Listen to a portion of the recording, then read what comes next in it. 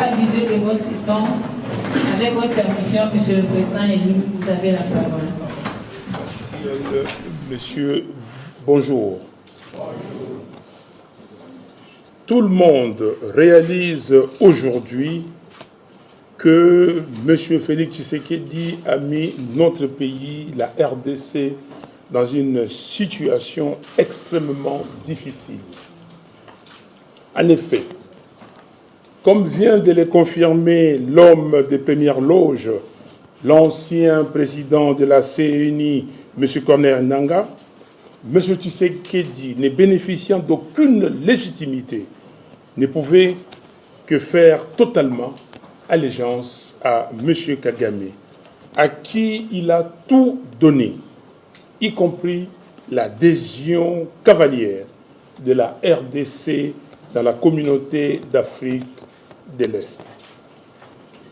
Avec la complicité de l'Ouganda, la porte de Bunagana a été forcée le 13 juin 2022, permettant ainsi au M23 d'entrer en RDC et d'occuper successivement Bunagana, Kiwanja, Rutshuru, Rubare, Rumangabo, Kibumba, Tongo, Bambu, Kishishe, Kichanga, Kilolirwe, Luonga, Kingi, Mushake et tant d'autres villages. Face à cette situation, le pouvoir de Kinshasa s'est montré incapable de décider de la fermeture de nos frontières, de la rupture des relations diplomatiques avec les pays agresseurs et pire, de doter notre armée des moyens nécessaires pour défendre l'intégrité de notre pays. Pour rappel, en juin 2021, M. Tshisekedi s'était plaint qu'on lui avait menti sur les effectifs de 21 000 militaires en opération dans les territoires de Béni, alors qu'en réalité, il n'y en avait que moins d'un tiers. Cependant, à ce jour, aucune sanction n'a été prise. De même, il avait été révélé que jusqu'au 18 août 2021, soit au 3e mois de l'instauration d'un état de siège inutile en Ituri et au Nord Kivu, au moins 74 millions de dollars avaient été débloqués à cette fin, dont 68% avaient été consommés par les différents états-majors à Kinshasa. Une fois de plus, aucun des auteurs de cette mafia n'a été sanctionné. Pire, pour les opérations en cours contre le M23 RDF, Rwanda Defense Force, M. Félix Tshisekedi entretient à dessein la cacophonie dans la chaîne des commandements par les déploiements incompréhensibles sur terrain d'une vingtaine de généraux.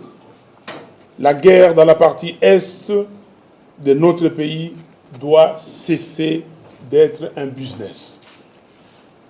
Mesdames et messieurs, l'on se souviendra par ailleurs que le 14 décembre 2021, les polices congolaises et rwandaises avaient signé un mémorandum d'entente pour établir une unité opérationnelle conjointe à Goma afin, soi-disant, de protéger la région de la contrebande. En réalité, la démarche consistait à sous-traiter la sécurité intérieure de la RDC et permettre au Rwanda de contrôler cette partie du pays qu'il convoite tant. C'est à raison que ce projet avait rencontré une opposition farouche auprès des Congolais.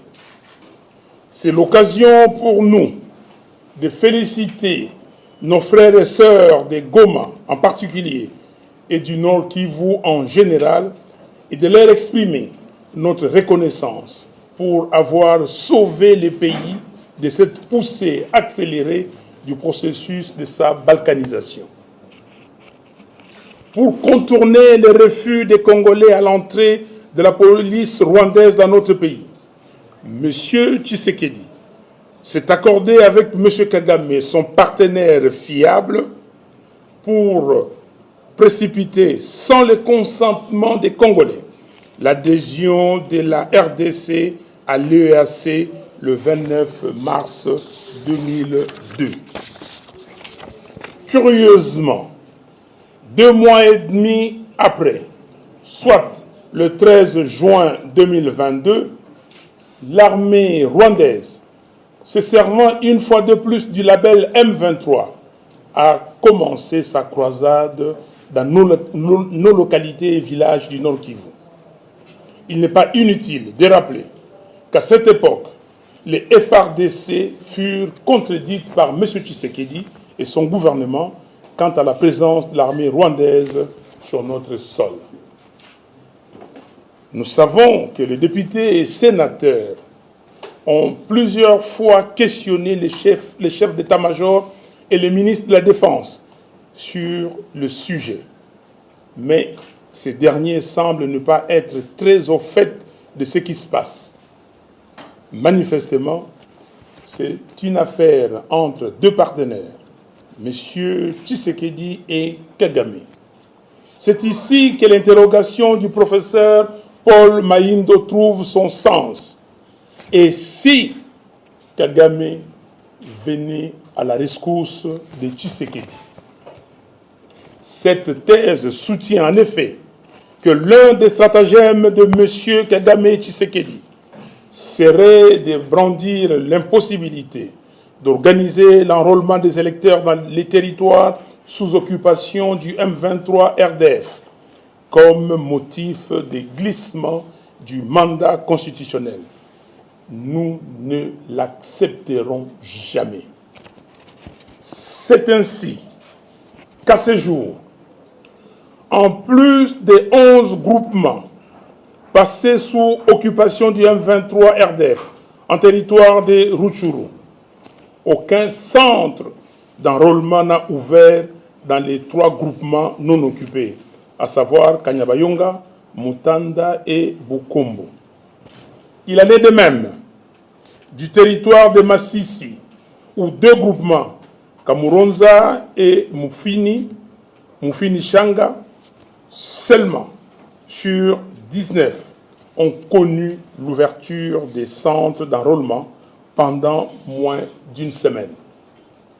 Il s'agit d'une preuve éloquente de l'incapacité avérée de M. Félix Tshisekedi d'assurer le fonctionnement régulier des institutions et de défendre l'intégrité du territoire national en dépit des 22 mois de prorogation d'un état de siège inutile.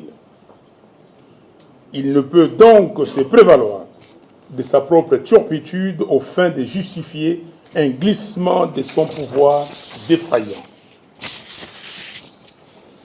Il ne serait donc pas exagéré de dire que, par cynisme politique, les 2 partenaires jouent une comédie sur le dos des peuples congolais et rwandais.